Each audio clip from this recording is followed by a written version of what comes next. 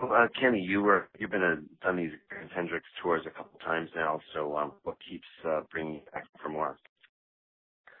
Well, I love Jimi Hendrix's music. I mean, he's one of my biggest influences, on my playing and me as a musician. So, and, I've been playing.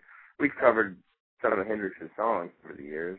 Voodoo Child is like the last song of my set, always has been since I first put my band together when I was 15 years old. So I've had a lot of close ties to, and associations with Hendrix's music.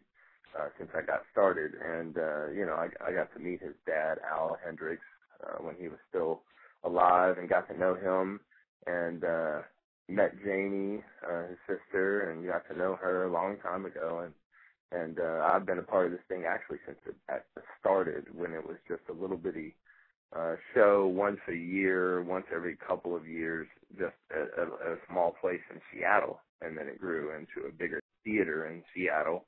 And then it grew into 3 shows up in the Pacific Northwest, and then it grew into a tour. And I've been a part of all of them, so from the get-go.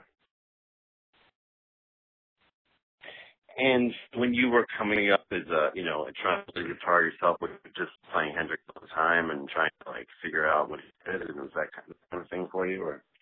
Yeah, I used to sit in the living room, man, and listen to Hendrix records along with, my other influences and try and, figure out how to play what he played, and I play by ear. I learned by ear, so it was kind of, could be, a tedious process sometimes, but I would sit there and listen to his music over and over and over, just trying to piece the songs together one note at a time. And also, he did so many things that even by today's standards are kind of far out, the sounds that he was getting. 1983, A Merman I Should Turn to Be, which is really there's all these sounds and you're like, is that really a guitar? How did he do that, But not only trying to figure out how he was playing and exactly what he was playing, but also what did he use to get the sounds out of that instrument,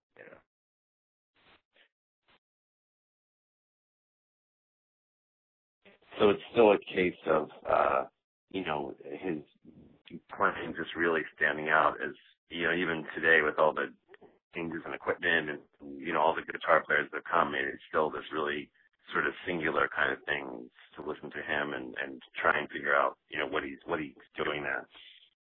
Yeah, well, I mean, I think a lot of the myths have been dispelled. I mean, a lot of people have kind of figured out the equipment that he's used and effects and stuff like that. But there is something to be said for the fact that he's consistently voted the greatest guitar player of all time. And, that means that his music and what he did back then is still considered as great, maybe even greater today, more appreciated today than it was back then. And, I mean, one of the most definite things about his playing and his recordings is that, he put a lot of fire and passion into what he did, and that's something that always comes across, no matter the decades, time doesn't get rid of that, that's something that is, once it's there, it's always there. So when you listen to his music today, you still hear that in his music, and to me, as a listener, that's what I really connect with that, and that's what really resonates with me, and I feel like the same thing happens to other people when they hear his music. They really connect with that passion that's in his music.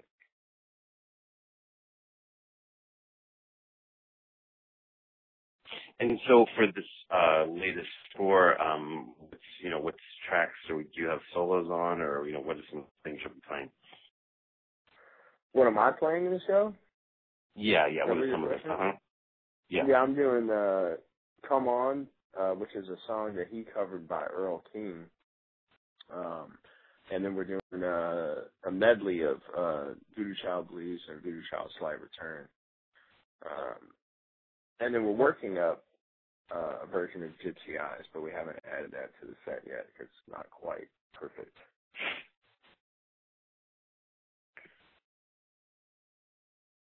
Towards this sort of, getting to collaborate with other, performers performers on, putting performers getting, putting maybe people with different styles together. So who are some of the people that you're kind of on stage with? Well, the last show I was up there with Buddy Guy, and I did some changes with Buddy Guy and Billy Cox.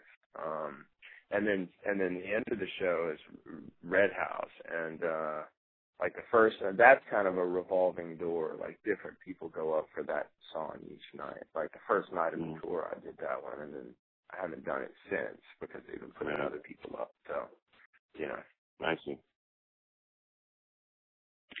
And what's it like? I mean, usually, if you're out on the road itself, you're the great guitar player up there. It's your show, and now you're sharing the stage, the bill with people, in different, careers, and everybody's got great stuff they've done. So, what's that like for you to be out there?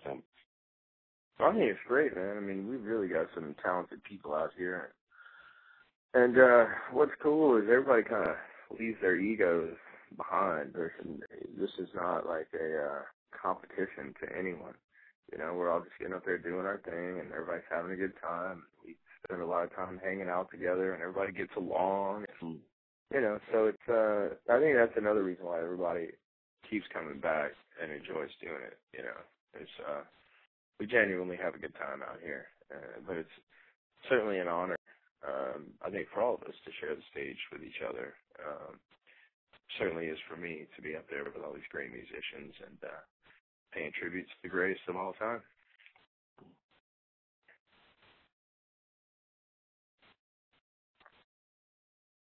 And one thing that I think also adds a layer of sort of, specialness to this, a lot of tribute shows, there's nobody there who, was there at the time, everybody's died or just not involved. And here you've got Billy Cox also still there. So what's that like, have him in the mix and since he was, on the scene at the time with Jimmy? Well, I think it's fantastic. And Billy is still very sharp. He plays very well and sings very well. And he shows up a lot throughout the show in the night. So, I think it's certainly lends a level of authenticity to the whole thing, And before, a few years back, we had Mitch Mitchell on the show for a long time, too, which was cool. And then he passed away at the end of one of the tours. But, it's very cool. Billy is a very musical dude, and he brings it up there. So, yes, it's a multi-dimensional thing. You got Buddy Guy, who was one of Hendrix's influences. Then you got Billy Cox, who played with Hendrix. And then you've got all of us who were influenced by Hendrix. So.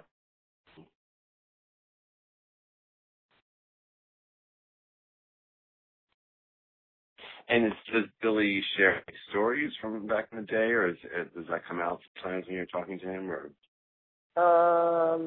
yeah, but we've been doing this so long. I've heard a lot of the stories before this trip. You know what I'm saying? So, but yeah, he's open. He's very friendly and very open, and he'll talk to you about whatever. Right.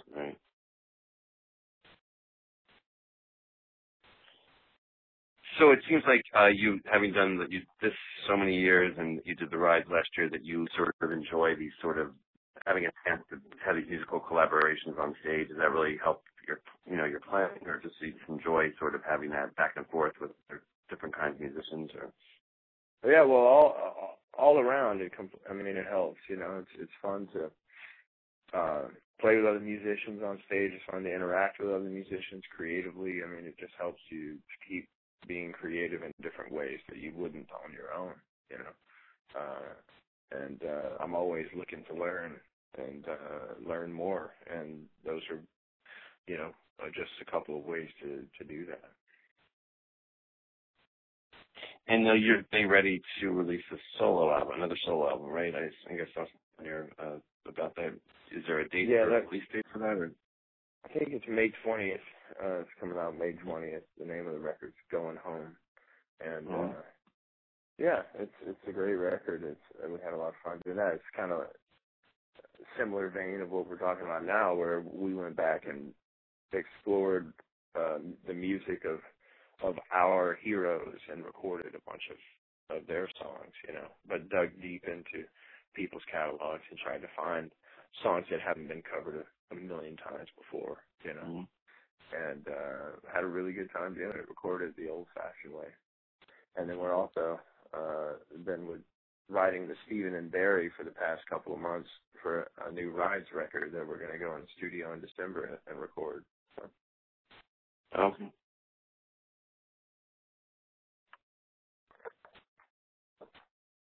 And so, who are some of the people on your solo? Some of the heroes that whose work, songs you're covering. We did Albert King, B.B. King, Freddie King, Bo Diddley, Johnny Guitar Watson. Let's see, Muddy Waters, Lee Dorsey. It depends on which version of the CD you get, because some have bonus tracks. And we had lots of, well, not a lot. We had several special guests that played on it. Ringo Starr played drums. Joe Walsh, Jim Wilson from the Fabulous Thunderbirds, Robert Randolph, Keb Mo, Warren Haynes from Government Mule, the Rebirth Brass Band played horns, you know. Right. Good record. Lots of fun. And will you be going out behind that list this year then, or? Yeah, we're gonna, as soon as we finish the Hendrix tour, we're going over to Europe for a month, and then we come back and we'll tour the States here through the summer, and then we go back to Europe again. So we'll be on the road pretty hard.